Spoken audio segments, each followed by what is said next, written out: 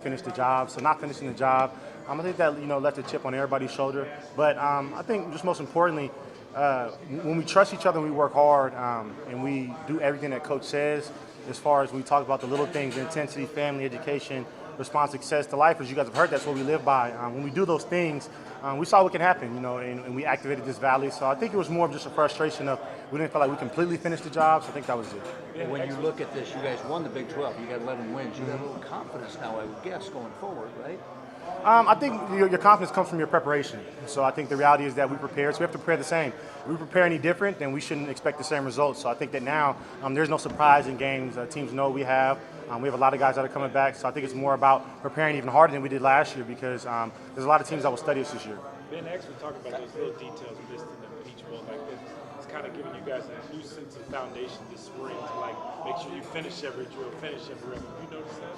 I think so. I think it's more from a communication standpoint. I think even trying to hang out with each other even more right than we did last year because we realized how close we got. And I don't even think that was really by purpose, right? I think it was just we really enjoyed being around each other. So I think that if we want to continue this culture, we have to continue to hang out with each other, continue to build rapport with each other. So I think it was really important just from that aspect is that the little things do matter. I think they even matter more this upcoming season. Do you get tired of all talking about last year? Are the memories good, or what do you think of? I think at some point you have to flush it, right? But I think it's great memories, and once again, it just shows that what we can accomplish here at Arizona State, and that's something that we want to continue to do every single year, right? We want to be a championship team every year, and I know it's hard. It's hard to win back-to-back championships. I think the reality is that we want to be in that conversation. We want to be right there, and we want to win every single year, and we want to leave something as far as us seniors and the guys who ran our last year, to leave something for those guys to understand that this is the standard now, right? We win here at Arizona State, so we want to continue that. We saw the mosh pit video in the weight room where you guys were going nuts.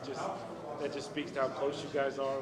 What was that? What were those moments like? Well, I think for the last Friday, that's when the cameras were there, but that's been every single Friday. So I think that's something that fans should understand is that, we ride for each other like that every single week, whether it's team competition, whether it's big squad, whether it's clean. It's been like that. So it's pretty cool that the cameras got to see that moment. But in reality is, as far as the front seven and the outside the box group, that's what it is like every Friday because we want to push each other to be the best we can. Ben, it's only been 2.5 months since you guys were on the field January 1st. Are you excited for spring football to start? I think so. I mean, me switching position playing center, I think there's a lot of stuff to be excited about. I think as an older guy, I think I'm more excited to see a lot of guys and kind of, more of the strides they'll take from, the freshmen last year that maybe have showed a little bit of something in those bye weeks and then, how much bigger, how much stronger, how much faster they are. So I'm really less excited about myself and more excited about my teammates. How about that move to center, though?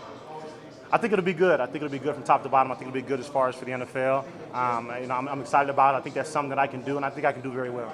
There's a lot more to it, right, than just a block right away. You got to now handle the ball on every play. 100%. I like that pressure. I believe pressure will make diamonds when it comes to me. And I think the reality is that last year we had a lot of guys who were smart. So when it comes to point out the point of where we're going or looking at the signals, we all knew the signals. So our communication was well. So I don't think it'll be fairly easy, but I don't think it'll be a really hard adjustment for myself. And you're a vocal guy. Do you like being that guy on the offensive line that points out everything and gets everybody on the same page? I think so. I think that's just something that comes naturally. I think that's something I've been blessed with. So, if that's what everybody likes and appreciates, I have no problem doing that. I think there's been a time where, even last year, maybe the year before when I came off my Achilles, where it might have been, more physical than vocal. And this year it might be, well, we know what you can do, so now we need you to be more vocal than before.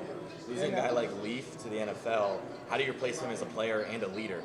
I think, before Leaf left, we talked about just some small things, right? What can I really grab from him because he's played center for a really long time. So I think for me it's been, more important is that we had a lot of good leaders last year from top to bottom, guys on the leadership council and guys even off the leadership council that have made, immense strides throughout the year. So I think it was more about just understanding, where he comes from, who he is as a person and how he approaches the game. And because it won't be the same. Me and Leaf won't be the exact same. We approach the game differently. But I think, him being so experienced for so long is that what can I take from him so I can put that in my toolbox as well. Coach Dillingham mentioned, even though a lot of people are returning, this still feels like a different unit than last year. Do you kind of share the same sentiment?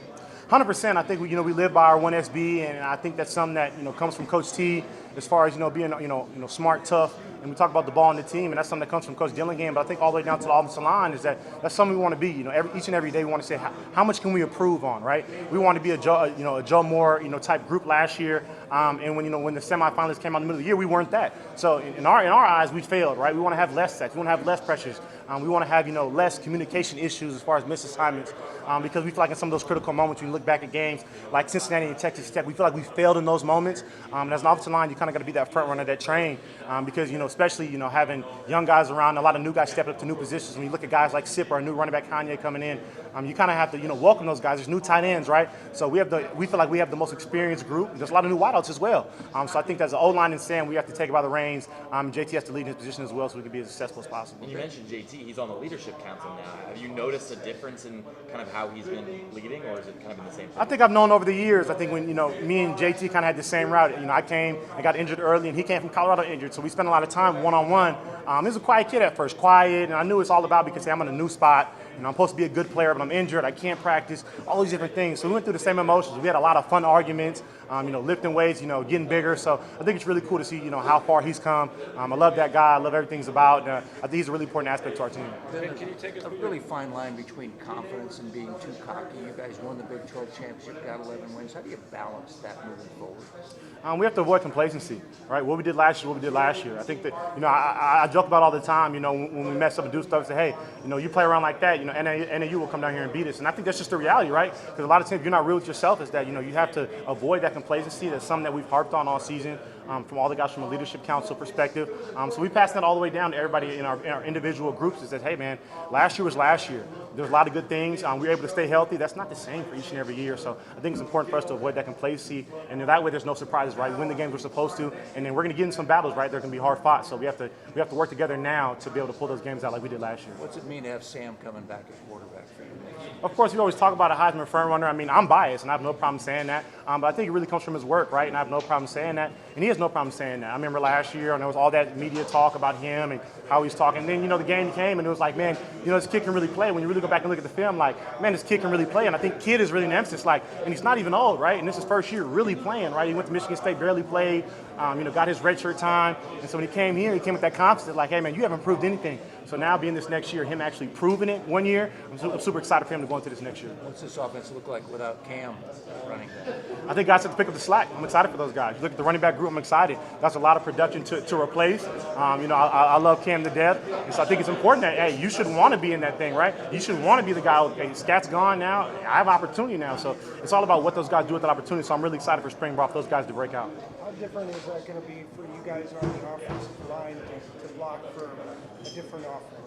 I think it's even more important for us, right? We got to get more push. I think the reality is it's very fair. I'll say it to anybody. We know if we miss the block, the first guy's not going to tackle Scat. That's just the reality. I think it's more important because that mindset is not something we want to, adopt. I think that was just the reality. That was the truth. But I think even it's more important now that us as an experienced offensive line group is like, hey man, we got to take control. We got to make these holes even wider, so these guys can get in. And I think even more important, we want to make them feel as comfortable as possible, so that by the time the season comes, it's like, hey man, these guys in front of me are going to move people. I just got to make the guys miss what I'm supposed to. How's the Arby's thing working out with the offensive line? Have you guys been doing some Arby's with it? Yeah, we did that thing. It was a one-time thing. Like I said, I think that's more about Sam. Shout out Sam, he took care of us. I think that just goes to show, I mean, he has the opportunity to take the fame for himself, but he wants to pass that to other guys, right? So I think that's more important for fans to understand is that our quarterback is a real quarterback. It's not he's not some prima donna, and I know he seems like that. He looks pretty and has the pretty hair, and he said he won't box with gloves because what if his nose gets in trouble and all this stuff. So I think it's really important for guys to understand he takes care of everybody in the locker room. Pretty cool to have a quarterback like that has that sense, right? 100%.